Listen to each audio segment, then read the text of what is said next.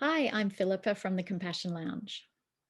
And I'm Alastair from consciousdirections.com.au, and we're both trainers in compassionate or nonviolent communication. And today we'd like to talk to you about presence, or talk with each other, isn't it? About presence. So what have you got, Alistair? What's your take? What is it to be present in a conversation? Hmm. Well, I just noticed that when I'm present in the conversation, it's richer and can more easily go into a sense of connection and empathy, and I find it easier to be honest too when I'm feeling really present. So it's really, really powerful to be able to access it Mm. when I want to. So what would you say it actually is? Like, how do you know when you're being present? What is it to be present in a conversation? Yeah. Well, I guess for me, I experience it as like a focus. Like I'm noticing, like for example, right now I've got this really quite strong focus with you, and I'm also aware at the same time of my own body and the environment and the noises and the kind of the container I'm in, or the, the physical space that I'm in. So Yeah. somehow, combination of those two things, and I guess it's the falling away of thought as Mm. well, thinking about, oh, what am I going to say next, or all of those kind of thoughts that can easily pop in if I'm not present. Mm. Curious how it is for you. What's Yeah, so I was just thinking the thinking thoughts. Definitely the breath. What you said about noticing the sounds. So I guess the mindfulness skills, isn't it? The five senses, and particularly I tend to follow my breath when I'm wanting to stay really present in a conversation. That seems to help to still my thoughts. mm, yeah, yeah, I have the same experience.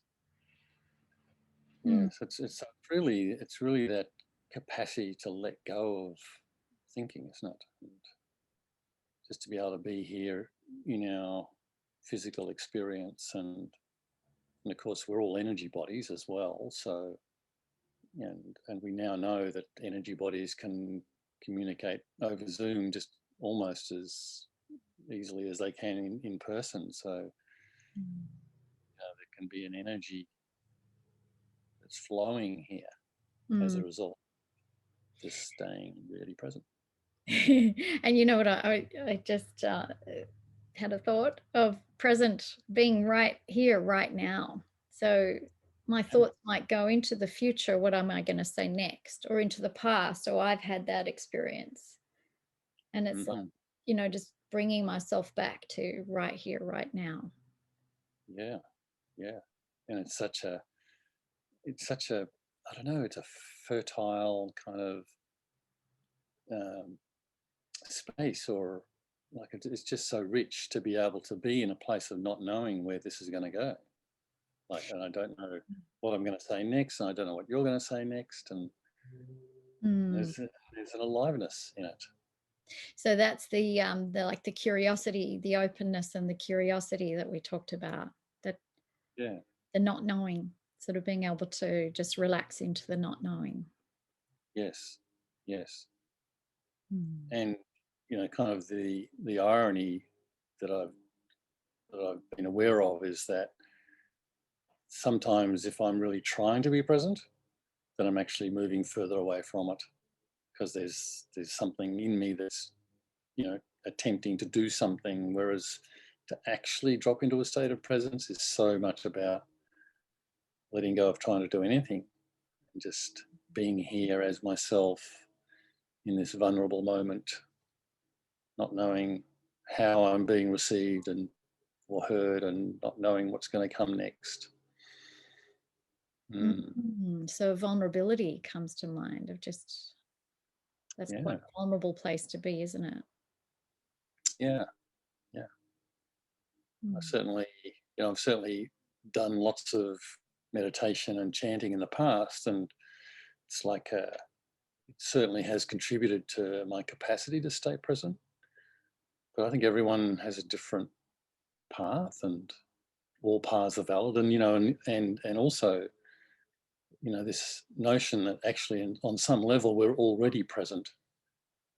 It's just a question of whether I'm willing to acknowledge it or turn towards it, or to have it be what's running the show versus all of my thinking and thoughts and strategies and ideas and concepts. Mm. Yeah. I think also I'm just remembering that one of the ways that I kind of trained myself into being more present was the skills of NVC, or nonviolent communication, of listening for feelings and needs. So when I Mhm. noticed how busy my thoughts were in conversation, that I was often, analyzing what the person said, or judging what the person said, or thinking about my own experience and how it relates to me and what I'm going to say next. The way Mm, I helped to still that was, okay, just listen for the feelings and needs of the other person, maybe how they're feeling right now. What are the needs underlying what they're talking about? And mm, that I found helpful also in, like, eavesdropping, in the supermarket queue or places. That's also where I've practiced. I mean, it's empathy as well, but it's partly how I've trained, as I said, trained myself to stay present in conversation. mm. Yeah, and I think it's similar for me. And I'm just thinking now with the work I've done in focusing, but also nonviolent communication with self-empathy process, to really learn to be present with my feelings. It's taken me quite a while to really learn to be able to do that and be okay with feeling uncomfortable, Mm. and being able to name particular feelings can be supportive of kind of releasing the energy that gets stuck. Because I'm aware that, certainly in my case, that a lot of my thinking comes from and out of an unwillingness just to stay present with what I'm feeling. Yeah. Yeah, and not to avoid or escape or shut down. Mhm. Mm. And the same with the person that you're in conversation with, being able to stay with any uncomfortability, if that's a word. Yeah. Just to stay present to whatever's arising, staying In with, them. yeah. Yeah. Mm. Yes. It's a big Just that, topic, isn't it? yeah, this is a big topic. And then just that idea of, when there's a difficult moment, can I stay present with it? Can I turn towards it? Or do I follow my habit of turning away from difficult moments and trying to avoid them? Yeah, so it's just so helpful to be able to stay present with the discomfort when there's an interaction that's going on that's maybe not going like I would like it to, and but just be willing to stay there and see it through. Mm. Mm. Lovely. Yeah, Should we leave it there? yeah, I think that's kind of a nice maybe completion point. Mm. Thank you. Thank you.